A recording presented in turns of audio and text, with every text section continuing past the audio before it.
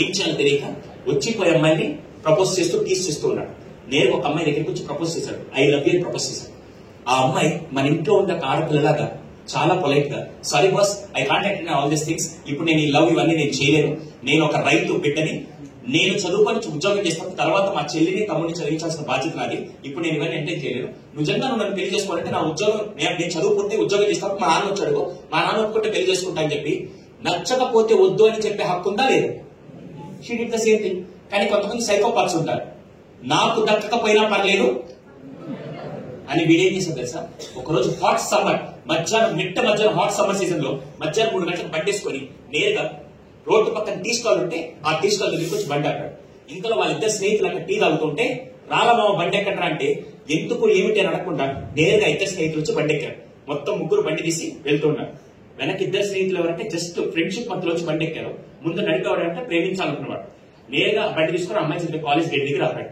ఇంతలో ఆ అమ్మాయి అప్పుడే 3:30కి బెల్లి కొడితే కాలేజ్ నుంచి బయటకు వచ్చి బండి తీస్తుంది. పాప బండి కూడా వాళ్ళ నాన్నగారు ఎలా కొనిచ్చారు తెలుసా? రోజు ఈ అమ్మాయి కాలేజ్ దగ్గర నుంచి ఇంటికి రావాలంటే 12 కిలోమీటర్లు 2 ఆర్టీసీ బస్సు మారి రావాలంటే చాలా కష్టమవుతుంది. అప్పు చేసి మరి ఈ అమ్మాయి బండి కొనిస్తే ఆ అమ్మాయి అప్పుడే బండి తీస్తుంది. ఇంతలో బండి తీస్తూ ఉంటే వెనక నుంచి ఇంకో ఫ్రెండ్ వచ్చి హే నువ్వు అదే దారిలో వెళ్తే నాకు లిఫ్ట్ ఇస్తావు ఓకే అని చెప్పి నేరుగా అమ్మాయి బండికి.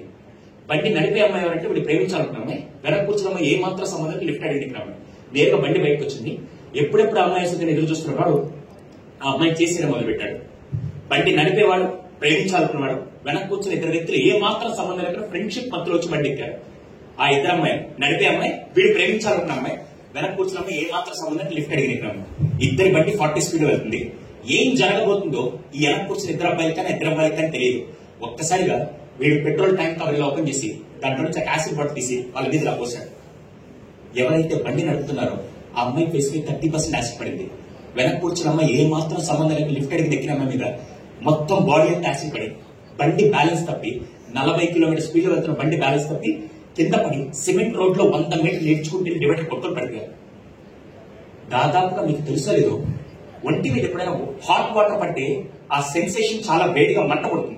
అలాగే ఫైర్ అటాక్ అయినా కూడా మంట పుట్టి స్కిన్ కాలిపోతుంది. మజిల్ కి లేకపోతే బోన్ కి ఏం కాదు. కానీ యాసిడ్ పడితే ఎంత భయంకరంగా ఉంటుంది తెలుసా? మీరు ఎప్పుడైనా బాత్రూమ్ యాసిడ్ కింద పోస్తే కూడా నురగ ఎక్కువ వస్తుంది. అలాంటిది ల్యాబ్ లో దొరికే యాసిడ్ ఒంటి మీద పడితే స్కిన్ కలిపి మజిల్ కలిపి బోన్ కూడా కరిగించే యాసిడ్ ఉంటుంది. అందులో పడి మంట పడుతూ ఉంటే ఆ రోజు వాళ్ళు రోడ్డు మీద పడ్డాక 45 నిమిషాలు రోడ్డు మీద వెళ్లే వాళ్ళందరూ చూస్తూ ఆగిపోయారు తప్ప వాళ్ళు చావు బతుకులతో పోరాడుతూ హెల్ప్ అని అరుస్తుంటే ఏ ఒక్కరు దగ్గరికి కూడా రాలేదు. ఎందుకంటే పొరపాటున వాళ్ళు వచ్చి తాకారంటే వాళ్ళ చేతులు కూడా కాలిపోతే ఎవరు దగ్గర రాలేదు. 45 నిమిషాలు అసలే ఒంటి మీద యాసిడ్ పడి మండిపోతుంటే పై నుంచి మలమల మాడే ఎంట పడేసరికి ఇంకా సెన్సేషన్ తక్కువ లేక చూసే వాళ్ళందరూ ఏమనుకుంటారు తెలుసా? ఇంతకంటే ఆ దేవుడు వాళ్ళు చంపేస్తే పోయింది అనిపించింది. కానీ 40 నిమిషాలు ఇప్పటికీ వాళ్ళు పెట్టే చావు కేకులు వరంగల్ ఎవరు మర్చిపోరు. 40 నిమిషాల తర్వాత కొంతమంది ధైర్యం తీసుకుని వాళ్ళు జూట్ బ్యాగ్స్ లో తీసుకుని నేరుగా హాస్పిటల్ తీసుకెళ్లారు.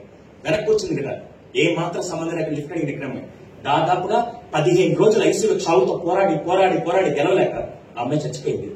ముందుకు వచ్చిన అమ్మాయి ఎవరైతే ప్రేమించాడు ఫేస్ మీద యాసిడ్ పడి 12 సార్లు ప్లాస్టిక్ సర్జరీ చేసిన రూపురేఖలు మారకుండా 8 సంవత్సరాలు డిప్రెషన్ లో ఉండి చాలా సార్లు ఆత్మహత్య చేసుకుంటే అమ్మానన్న ఆపి జాగ్రత్త కాపాడుకుంటూ వస్తే ఈ మధ్య బయటకు వస్తుంది. చాలా రోజులు బొక్క వేసుకుని బయటకు వచ్చింది.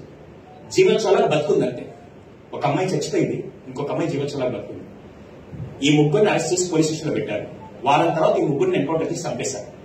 ఇప్పుడు నా క్వశ్చన్ ఏంటంటే ఎవ్వరు మాట్లాడుతూ హ్యాండ్స్ రైస్ చేసి నాకు ఆన్సర్ చెప్పండి. హ్యాండ్స్ రైస్ చేసి ఆ క్వశ్చన్ ఏంటంటే ఒక్క ఇడియట్ కి వచ్చిన రాంగ్ ఆలోచన వల్ల ఎంతమంది ఎఫెక్ట్ అయ్యారు? 2, 3, 4, 5 చేతులు పైకెత్తి చేసి చూపించండి. ఒక్క ఇడియట్ కి వచ్చిన రాంగ్ ఆలోచన వల్ల యాసిడ్ పోసిన ఒక్క ఇడియట్ చేసిన తప్పు వల్ల ఎంతమంది ఎఫెక్ట్ అయ్యారు? 2, 3, 4, 5 చేతులు పైకెత్తి చూపించండి. చేతులు పైకెత్తి, నో వర్డ్స్ చేతులు పైకెత్తి చూపించండి. చేతులు పైకెత్తి ఆల్ ద స్టూడెంట్స్ పుట్టిన అవును 2, 3, 4, 5 అన్నాడు కదా. నేనేమంటాను తెలుసా? 5 కుటుంబాలు నాశనమయ్యాయి. 5 కుటుంబాలు. వెనక్కి కూర్చున్న 2 అబ్బాయిలు. ఆ 2 అబ్బాయిలు ఒక నాన్న వరంగల్లో రిపేర్ డాక్టర్. 4 రోజులు ఆయన బయటికి రాలా. 4 రోజుల తర్వాత ఏదో పని ఉందని చెప్పి నేరుగా కాన్ఫరెన్స్ వెళ్దాం వెళ్తూ ఉంటే పక్క నుంచి అందరు వచ్చి వీళ్ళబ్బాయి హాస్పిటల్ ఇవ్వాలండి అంటే ఆ మాట విని తట్టుకోలేక వాళ్ళ నాన్న కూడా ఆత్మహత్య చేసుకున్నాడు. ఇప్పుడు చెప్పండి, తప్పు నువ్వు చేయాలి.